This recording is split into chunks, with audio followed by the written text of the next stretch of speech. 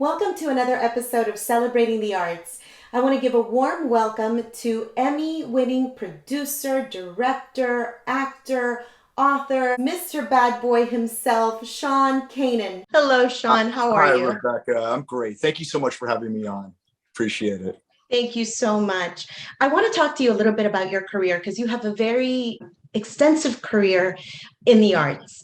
But tell me a little bit about what it's like to play this bad boy coming back to the 35th anniversary of Bold and the Beautiful as Deacon. You're involved with Brooke again. You're trying to reconnect with your daughter.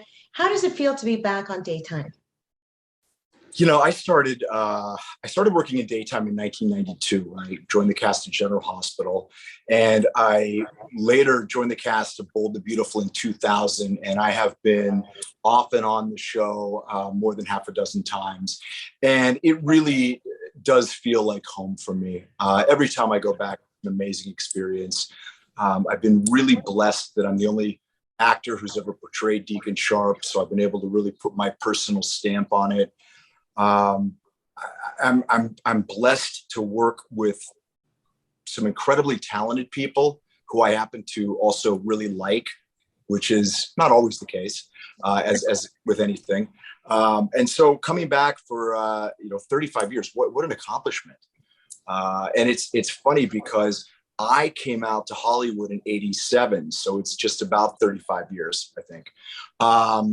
It's an amazing accomplishment. You hear about shows that celebrate their, 100th or 500th episode, and we're celebrating thousands and thousands. And I've been fortunate to be a part of over 1,000 of them. In this universe, that I would let you stay here. An accomplishment indeed. With one of the most recognizable faces on daytime television, Sean Kanan's career hasn't slowed down one bit. You know what? I'll give you a reason. Do you feel like with this new venture that you have, Studio City, which is hilarious, by the way? I got a chance to watch some episodes, and I think it's a brilliant show. Every single cast member that is on there is brilliant. You are incredibly brilliant in it.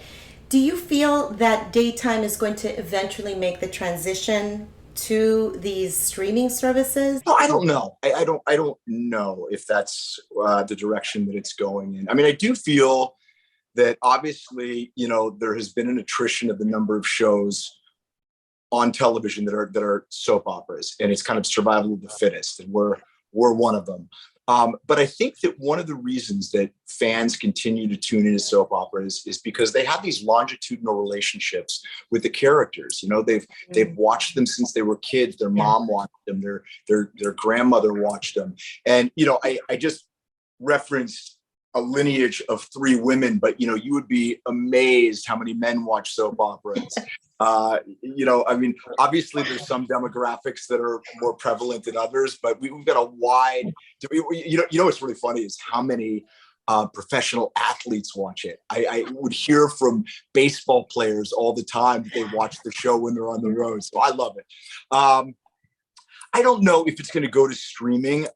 Streaming offers a lot of really interesting possibilities, but networks have a lot of power, and I think that right now it's working well for the shows to be on the networks.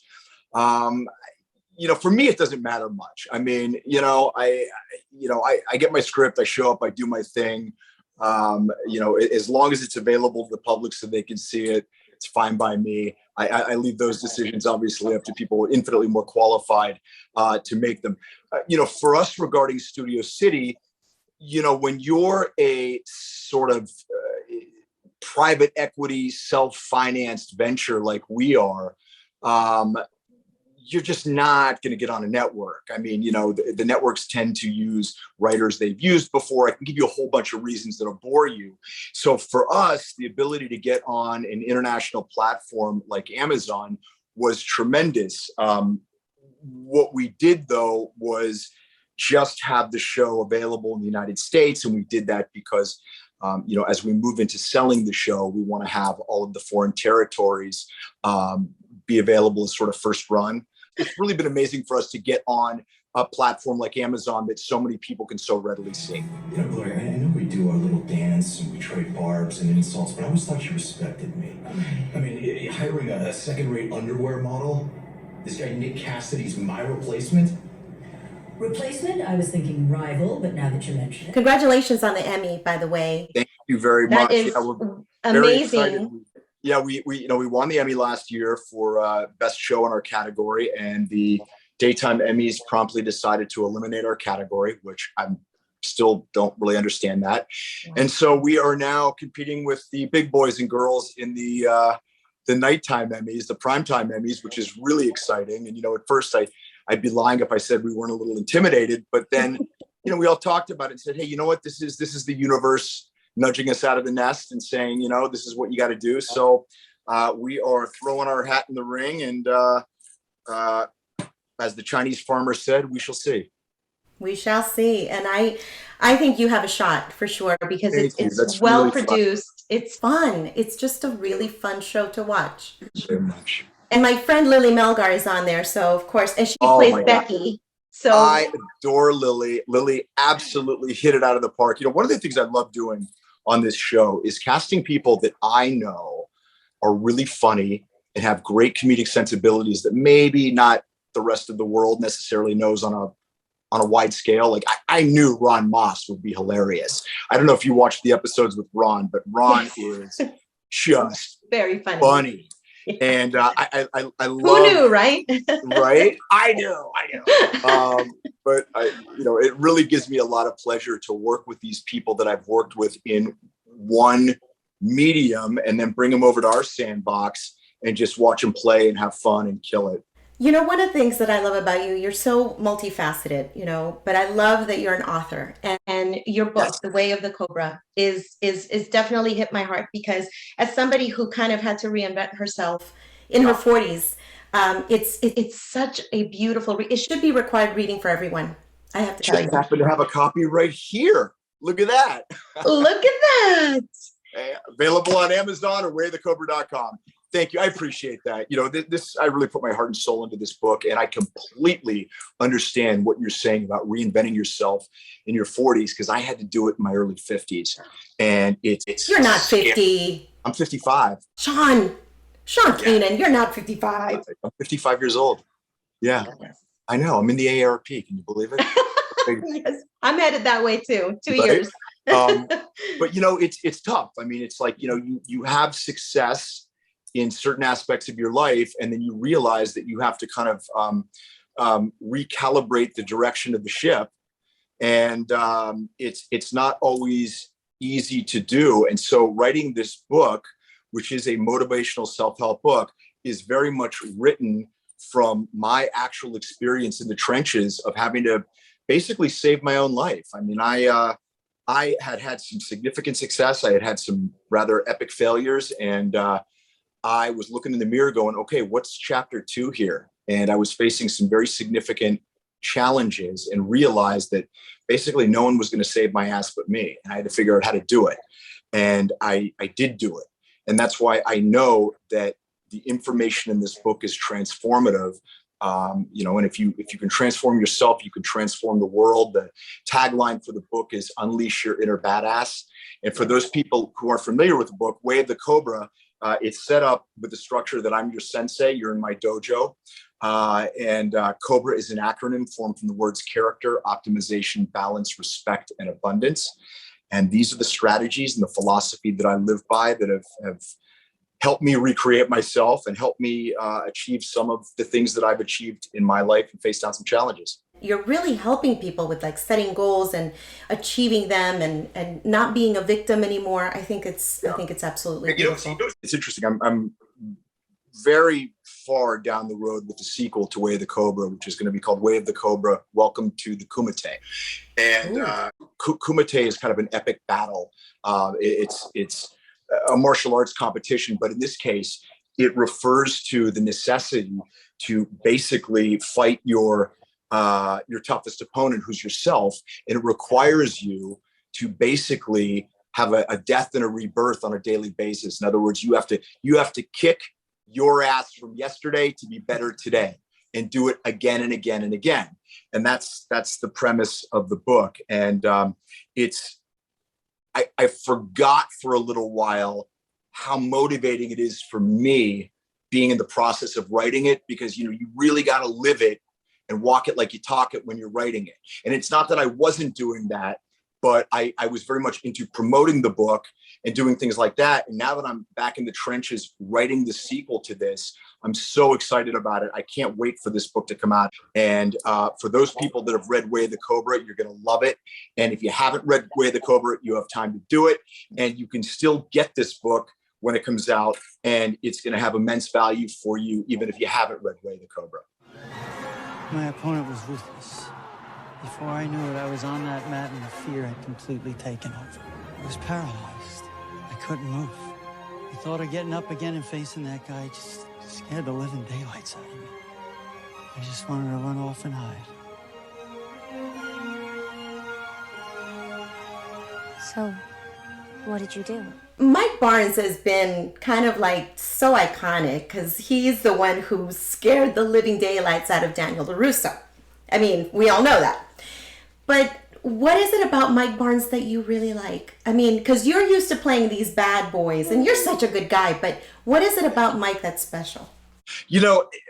Whenever you play a character who is ostensibly a bad guy, you have to, as the actor, not judge your character's intentions. You have to play the truth of what they're going after. And I mean, Mike Barnes was largely a sociopath and had innumerable bad qualities. But if I had to look at it, here's this young 17-year-old kid who comes down to Los Angeles. He, is smart enough to get a contract from a guy that's an international businessman and parlay his innate ability as a national champion into a financial situation for himself. So I guess I admire his survival instincts. Certainly his discipline and his talent. There's not a whole lot else that I could probably think of. I think though that, as I do with everything, I really try and infuse some humor into it. And I was a very young actor at the time, and I look back at that performance and there's just so many things that I would do differently. But I do see some moments where I was able to make the character kind of fun. And I think it taps into something that an audience always seems to have, which is a part of them, that it's you remember Boris and Natasha from the Rocky and Bullwinkle show? It's good to be bad. It's fun sometimes to not be bad in your real life, but to kind of vicariously live through another character. And it was a lot of fun to watch this obnoxious sociopath relish in tormenting poor Daniel. Season 5 of Cobra Kai promises to be the most action-packed yet, and the long-awaited return of bad boy Mike Barnes has fans speculating on his storyline. Just keep watching. I think season 5 is going to be very exciting. My show is called Celebrating the Arts, and I always ask this of my guests, but what do the arts mean for you? I think the arts in their numerous forms represent the very best of who we are as human beings. I think that everybody is born with an innate gift, and it's their job to share that gift with the rest of the world. And, art can manifest in a lot of different ways. You can be an artist by being an incredibly gifted mechanic. You can be an artist, obviously, by being a singer, a dancer, an actor, a writer, etc. But I think it's really incumbent on us as human beings to listen to what our dharma is, for lack of a better word. What is our calling? What is that thing that the universe or God or higher power, whatever you want to call it, has instilled into our souls? And then it's up to us to share it with the world, to make it a better place and to live our lives as the best version of ourselves. And I think art is an amazing conduit to doing that. Art has the ability to influence the world. There have been movements that have started from an artistic idea that have made positive and incredible change. And I think it's something that we have to be very careful to guard. You know, there have been times in our society where, unfortunately, political expedience and budget and things like that have sort of looked to the arts as one of the first things to put up on the chopping block. And I think it's something that we need to be very protective of, because, you know, it's not something that the animals have. You know, animals are wonderful, but they aren't endowed, to the best of my knowledge, with the ability to express themselves through art and communicate through art. And it's something very special that has been given to us as human beings. And I think it's important that we nurture it not only in ourselves, but in our children and in everyone around us. Oh, I love that answer. I love that answer. That's beautiful. Thank you so much. You're right.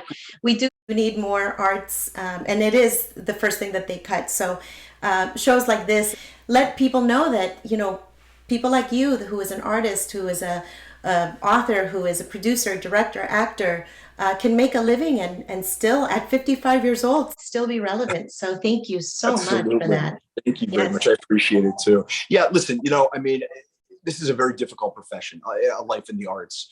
But I think those of us that do it, you do it because you just have something inside of you that you got to get out. And you know, if you stay in the process, and if you work as hard as you can, and you give everything to it, not always, but frequently, you will become successful doing it. Yeah. Thank you. I love that. Well, thank you so much, Sean. You are an amazing artist, and I just really admire you. I have seen you as AJ. I hated you as AJ. I've seen you as Deacon. I hated you as Deacon.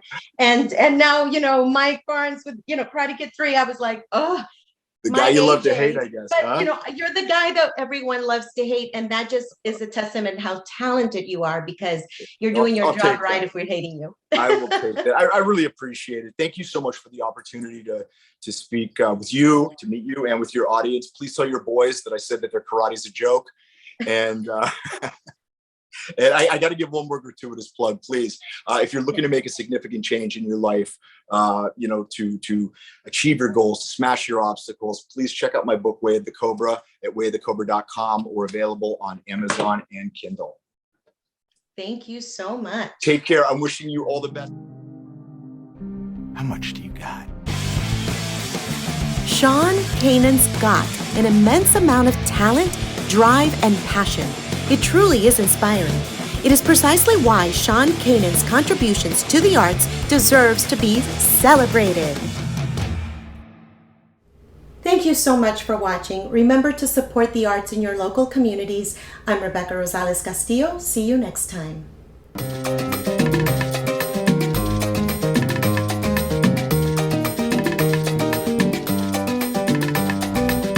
Making